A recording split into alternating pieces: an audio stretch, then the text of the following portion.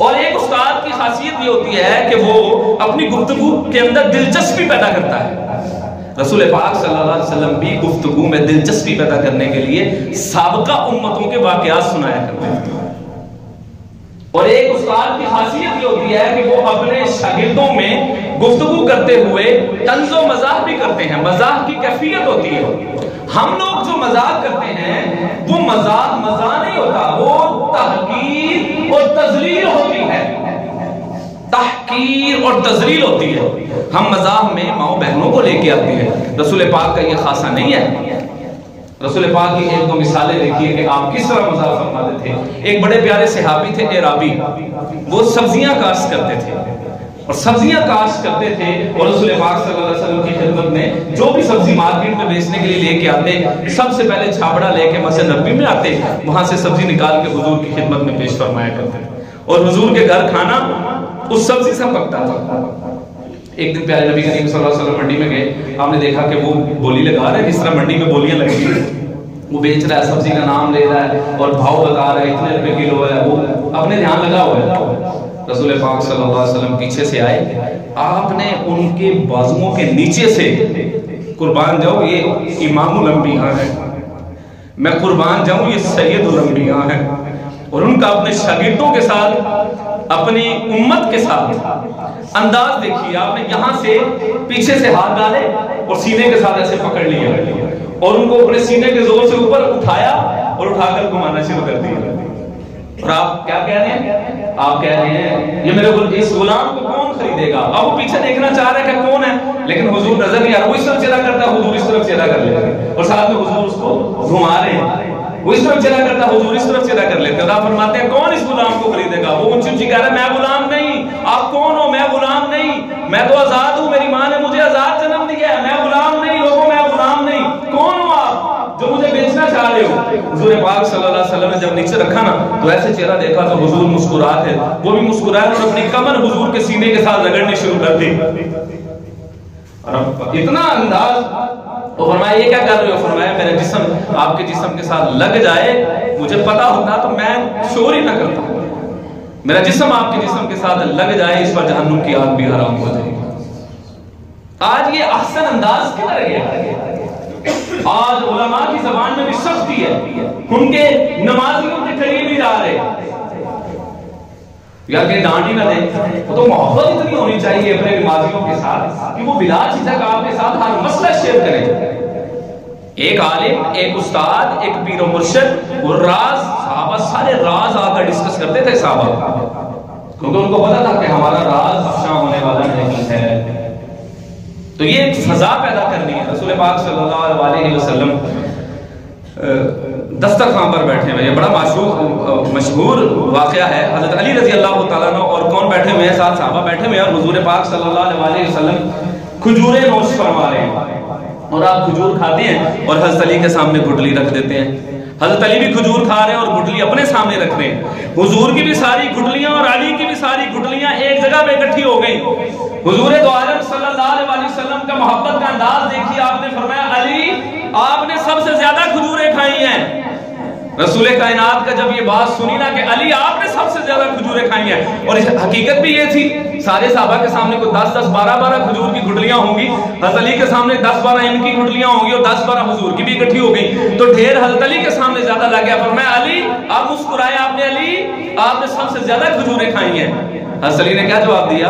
حضرت علی نے محبت کا اظہار کیا، رسول اللہ میں تو گھٹلیاں نکال کے کھا رہا ہوں، آپ نے گھٹلیوں سمیت ہی نوش فرما لی۔ کتنا خوبصورت انداز ہے، یا رسول اللہ میں نے گھٹلیاں نیچے رکھی اور آپ گھٹلیوں سمیت ہی کھا گئے۔ نبی کریم صلی اللہ علیہ وسلم کے چہرے پر ہمیشہ تبسم رہتا تھا، تبسم، مسکراتا ہوا چہرہ رہتا تھا، اور کبھی کبھی آپ کو غصہ بھی آتا تھا۔ جب غصہ آتا تھا تو یہاں پر جو رگ تھی یہ پھٹکنا، یہ ہلنا شروع ہو جاتی تھی، لیکن تبسم تو قربان جاؤں آپ کے چہرے پر ہمیشہ مسکراہٹ ہی رہتی تھی۔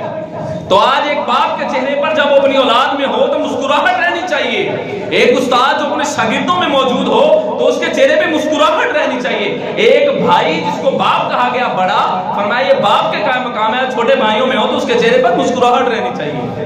آج باپ کے درمیان اور اولاد کے درمیان گیپ ہے، اتنا خلا ہے کہ وہ اپنے دل کی بات اپنے باپ سے نہیں کرتے بلکہ اپنے دوست کو سہارا بناتے ہیں، یار تو میرے باپ سے بات کر۔ مطلب یہ باپ کے اندر کمی ہے کہ اس کا باپ اس کا بیٹا اپنے باپ کے قریب نہ آ سکا، اس کو تھرڈ پرسن ڈھونڈنے کی ضرورت کیوں پیش آئی؟ اس کا مطلب یہ ہے ایک گیپ ہے، خلا ہے، اس کو پر کرنا ہے۔ ایک استاد جو حیبت اور جلال والا ہے وہ تیسرے بندے کو ڈھونڈ رہے ہیں، یار میری بات میرے استاد کے سامنے کرے۔ نبی کریم صلی اللہ علیہ وسلم کا اپنا ایک روب اور جلال بھی تھا، لیکن صحابہ اپنے دل کی بات کرنے کے لیے کبھی بھی ان کے قدم لڑکھڑائے نہیں، وہ حضور کے پاس آ کر اپنے دل کی بات کیا کرتے تھے۔ تو ایک استاد کے اندر ڈھیروں خاصیات ہوں، انہوں نے وہ ساری کی ساری خاصیات نبی کریم صلی اللہ علیہ وسلم سے لی۔ تو ہمیں بھی یہ چاہیے کہ ہم حضور کو بطور نمونہ اپنے سامنے رکھیں۔ قرآن کیا کہتا ہے؟ لَقَدْ كَانَ لَكُمْ فِي رَسُولِ اللَّهِ أُسْوَةٌ حَسَنَةٌ، تمہارے لیے رسول پاک میں اسوہ حسنہ ہے۔ اور صحابہ نے میرے نبی کو پیور اسوہ حسنہ بنا کر مکمل طور پر کامیابی اور کامرانی حاصل کی۔ ہم لوگ اگر ہم یہ خیال بھی کر لیں کہ حضور سے بڑھ کر کوئی ہے تو ہم تو اس وقت ہی کفر میں چلے جاتے ہیں۔ نبی کریم صلی اللہ علیہ وسلم سے محبت کا تقاضا یہ ہے کہ آقا علیہ السلام کے بتائے ہوئے 100% طریقوں پر ہم جب تک نہیں آئیں گے اس وقت تک کوئی آئیڈیل استاد ہی نہیں بن سکتا۔ ہمارے استادوں نے ہمیں یہ کہا تھا کہ ایک شاگرد کے اندر استاد والی صفات ہونی چاہیے اور استاد میں نبی دو عالم والی اور اللہ والی صفات ہونی چاہیے۔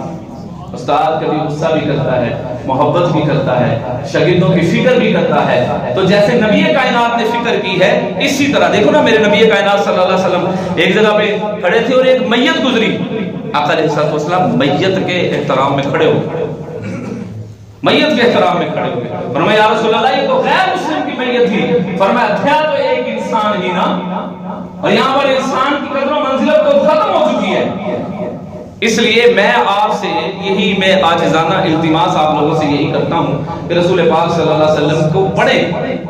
آج لوگوں نے بچے بیٹھے ہوئے ہیں، نوجوان ہیں، انہوں نے اپنے آئیڈیل مختلف ایکٹرز کو بنایا ہوا ہے، انہوں نے اپنا آئیڈیل مختلف لیکچررز کو بنایا ہوا ہے۔ میں آپ کو یہ کہتا ہوں کہ بھائی آئیڈیل بنائے رسول اللہ صلی اللہ علیہ وسلم جن میں خامی ہے ہی نہیں۔ غیر مسلم آج بھی اعتراف کر رہے ہیں، آج بھی لکھنے والوں نے جب لکھا تو رسول اللہ سے ہٹ کر کچھ نہ لکھ سکے۔ اس وقت بھی لوگ آپ کو صادق اور امین کہتے تھے، آج بھی لوگ آپ کو کیا کہتے ہیں؟ صادق اور امین ہی کہتے ہیں۔ لکھنے والوں نے جب بھی لکھا تو حضور پاک صلی اللہ علیہ وسلم کو، جب وہ کتاب لکھنے والے نے لکھا کہ سب سے پاورفل لیڈر کون سے گزرے ہیں؟ غیر مسلم لکھنے والا ہے۔